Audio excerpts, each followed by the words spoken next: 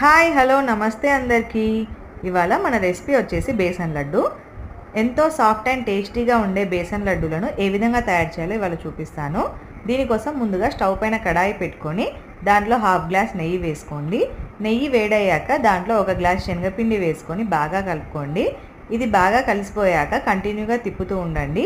ఈ ప్రాసెస్ అంతా సిమ్లో పెట్టి చేసుకుంటే లడ్డూలు భలే టేస్టీగా ఉంటాయి. తర్వాత కాసేపటికి రంగు మారి మంచి వాసన వస్తుంది. అప్పుడు స్టవ్ ఆఫ్ చేసేసి పక్కన పెట్టుకోండి.